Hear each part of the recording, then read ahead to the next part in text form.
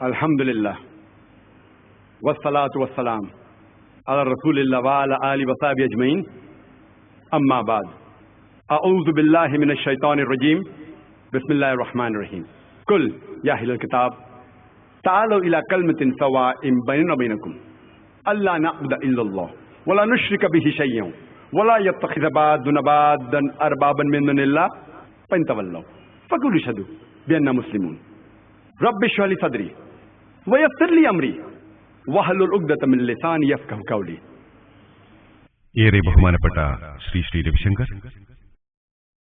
എന്റെ പ്രിയപ്പെട്ട സഹോദരി സഹോദരന്മാരെ, ഇസ്ലാമിക അഭിവാദ്യം കൊണ്ട് എല്ലാവരെയും ഞാൻ സ്വാഗതം ചെയ്യുന്നു. അസ്സലാമു അലൈക്കും വറഹ്മത്തുള്ളാഹി വബറകാതുഹു. പ്രപഞ്ചനാഥനായ അല്ലാഹുവിന്റെ രക്ഷയും കാരുണ്യവും അനുഗ്രഹവും നിങ്ങളിൽ എപ്പോഴും വർഷിക്കുമാറാകട്ടെ. ഈ സായാഹ്ന മതസംവാദത്തിന്റെ വിഷയം ദൈവസങ്കല്പം ഹിന്ദുമതത്തിലും ഇസ്ലാം മതത്തിലും പ്രമാണങ്ങളുടെ വെളിച്ചത്തിൽ എന്നതാകുന്നു. ഞാൻ എന്റെ സംസാരം ആരംഭിച്ചത് പരിശുദ്ധ ഖുർആനിൽ നിന്നുമുള്ള വചനങ്ങൾ ഉദ്ധരിച്ചുകൊണ്ടാണ്. സൂറത്ത് ആലി ഇമ്രാനിൽ നിന്ന് അധ്യായം 3 സൂക്തം 64. ഖുർആൻ പറയുന്നു,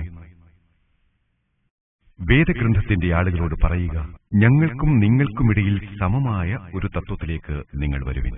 ഏതാണ് ഒന്നാമത്തെ തത്വം? സർവശക്തനായ ദൈവമായ അല്ലാഹു, അവനെയല്ലാതെ മറ്റാരെയും ആരാധിക്കാതിരിക്കുക എന്നതാണ്. അവനോട് യാതൊന്നിനെയും പങ്കു ചേർക്കാതിരിക്കുക. നമ്മളിൽ ചിലരെ അല്ലാഹുവിന് പുറമെ രക്ഷിതാക്കളാക്കാതിരിക്കുകയും ചെയ്യുക എന്ന തത്വത്തിലേക്ക്. ഇനി അവർ പിന്തിരിയുന്നുവെങ്കിൽ നിങ്ങൾ പറയുക, ഞങ്ങൾ അല്ലാഹുവിന് കീഴ്പ്പെട്ടവരാണ് എന്നതിന് നിങ്ങൾ സാക്ഷ്യം വഹിച്ചുകൊള്ളുക. ഈ വചനം വേദക്കാരായ ജൂതന്മാരെയും ക്രിസ്ത്യാനികളെയുമാണ് പ്രഥമമായി അഭിസംബോധന ചെയ്യുന്നതെങ്കിലും വിശാലമായ അർത്ഥത്തിൽ എല്ലാ വിഭാഗം ആളുകളും വിശുദ്ധ ഖുർആനിന്റെ പ്രസ്തുത ആഹ്വാനത്തിന്റെ പരിധിയിൽ വരുന്നുണ്ട്. ഖുർആൻ പറയുന്നത്, ഞങ്ങൾക്കും നിങ്ങൾക്കുമിടയിൽ സമമായ ഒരു തത്വത്തിലേക്ക് നിങ്ങൾ വരുവിൻ എന്നാണ്. ഏതാണ് ഒന്നാമത്തെ തത്വം? അല്ലാഹു, അവനെയല്ലാതെ മറ്റാരെയും ആരാധിക്കാതിരിക്കുക എന്നതാണ്. അവനോട് യാതൊന്നിനെയും പങ്കു ചേർക്കാതിരിക്കുക.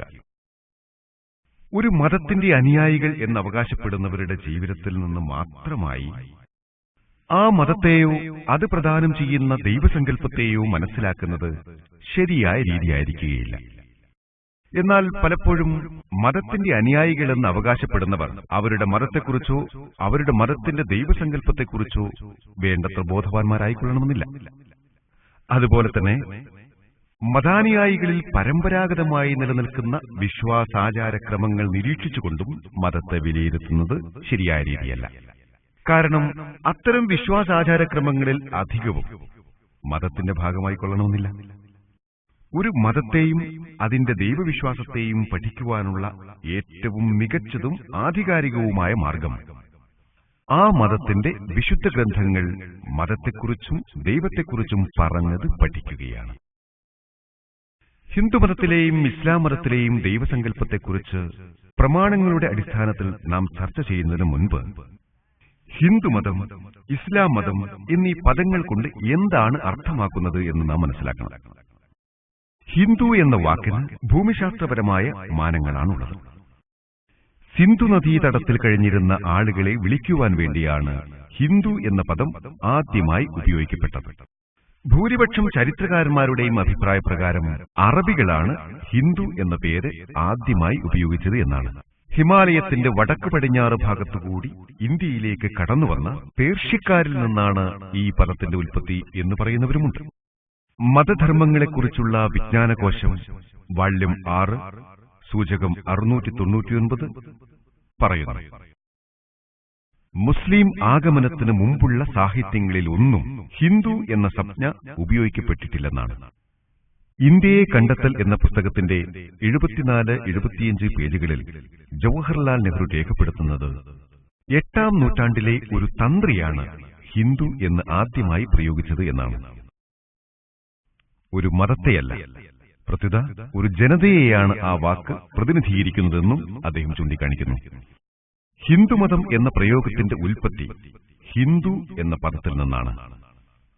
ഇന്ത്യൻ ജനതയിൽ നിലനിൽക്കുന്ന വിശ്വാസ വൈവിധ്യങ്ങളെ കുറിക്കാനായി 19-ാം നൂറ്റാണ്ടിലെ ചില ഇംഗ്ലീഷ് എഴുത്തുകാരാണ് ഈ പദം ആദ്യമായി ഉപയോഗിച്ചത്.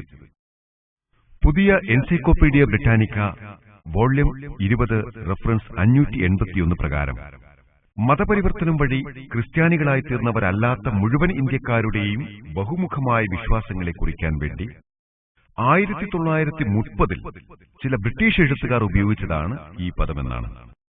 ഇന്നും അതുകൊണ്ടാണ് ബഹുഭൂരിപക്ഷം ഹിന്ദു പണ്ഡിതന്മാരും ഹിന്ദുമതം എന്ന പദപ്രയോഗം ശരിയല്ല എന്ന് പറയുന്നത്. വാസ്തവത്തിൽ പ്രയോഗിക്കേണ്ടത് സനാതനധർമ്മം, ദൈവികധർമ്മം, ദൈവിക മതം എന്നൊക്കെയാണ് എന്ന് അവർ വാദിക്കുന്നു. സ്വാമി വിവേകാനന്ദന്റെ അഭിപ്രായത്തിൽ ഹിന്ദു എന്നത് തെറ്റായ ഒരു പ്രയോഗമാണ്. ഹൈന്ദവ ദർശനമനുസരിച്ച് ജീവിക്കുന്ന വ്യക്തിയെ വേദാന്തി എന്നാണ് വിളിക്കേണ്ടതെന്ന് അദ്ദേഹം പറയുന്നു. ഇനി നമുക്ക് ഇസ്ലാം എന്ന പദം കൊണ്ട് എന്താണ് അർത്ഥമാക്കുന്നത് എന്ന് പരിശോധിക്കാം. സലാം, സിൽം എന്നീ അറബി പദങ്ങളിൽ നിന്നാണ് ഇസ്ലാം ഉണ്ടാകുന്നത്. തന്റെ ഇച്ഛയെ പൂർണ്ണമായി ദൈവത്തിന് സമർപ്പിക്കുന്നത് വഴി ഒരാൾക്ക് ലഭിക്കുന്ന സമാധാനത്തെയാണ് ഇസ്ലാം എന്ന് വിളിക്കുന്നത്. ഇസ്ലാം എന്ന ഈ പദം ഖുർആനിലും ഹദീസിലും ധാരാളം വന്നിട്ടുണ്ട്.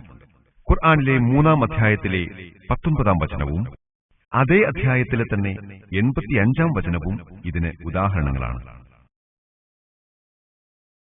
സർവശക്തനായ ദൈവത്തിന് ഇച്ഛകളെ സമർപ്പിച്ച് ശാന്തി കൈവരിക്കുന്ന വ്യക്തിക്കാണ് മുസ്ലിം എന്ന് പറയുന്നത്. മുസ്ലിം എന്ന പദവും ഖുർആനിലും സഹീഹായ ഹദീസിലും പലയിടങ്ങളിലായി വന്നിട്ടുണ്ട്. അധികം ആളുകളും തെറ്റിദ്ധരിച്ചിരിക്കുന്നത് 1400 വർഷങ്ങൾക്ക് മുമ്പ് നിലവിൽ വന്ന ഒരു പുതിയ മതമാണ് ഇസ്ലാം എന്നാണ്. മുഹമ്മദ് നബിയാണ് ഈ മതത്തിന്റെ സ്ഥാപകനെന്നും ഇവർ വിചാരിക്കുന്നു. വാസ്തവത്തിൽ ഇസ്ലാം ആദ്യകാലം മുതൽക്കേ ഉള്ളതാണ്. ഭൂമിയിൽ മനുഷ്യൻ കാലുകുത്തിയത് മുതൽക്കേ ഉള്ളതാണ്. മുഹമ്മദ് നബി ഈ മതത്തിന്റെ സ്ഥാപകനല്ല, മറിച്ച് ദൈവം തമ്പുരാനയച്ച അവസാനത്തെ ദൂതനാണ് അദ്ദേഹം. ആദ്യമായി ഈ 2 വലിയ മതങ്ങളുടെ വിശുദ്ധ ഗ്രന്ഥങ്ങൾ ഏതൊക്കെയാണെന്ന് നമുക്ക് മനസ്സിലാക്കാം. ഹിന്ദുമതത്തിൽ വിശുദ്ധ ഗ്രന്ഥങ്ങളെ 2ആയി തരംതിരിച്ചിട്ടുണ്ട്: ശ്രുതികളും സ്മൃതികളും. ശ്രുതി എന്ന സംസ്കൃത പദത്തിനർത്ഥം ശ്രവിച്ചത്, മനസ്സിലാക്കിയത്, വെളിപ്പെട്ടത് എന്നൊക്കെയാണ്. ശ്രുതികളെ ദൈവവചനങ്ങളായാണ് കണക്കാക്കുന്നത്. അവ സ്മൃതികളേക്കാൾ വിശുദ്ധമാണ്. ശ്രുതികളെ വീണ്ടും വേദങ്ങൾ, ഉപനിഷത്തുക്കൾ എന്നിങ്ങനെ 2ആയി തരംതിരിച്ചിരിക്കുന്നു. വിദ് എന്ന സംസ്കൃത പദത്തിൽ നിന്നാണ് വേദം ഉണ്ടാകുന്നത്. അതർത്ഥമാക്കുന്നത് മഹത്വമുള്ള വിജ്ഞാനം എന്നാണ്. അടിസ്ഥാനപരമായി 4 വേദങ്ങളാണുള്ളത്.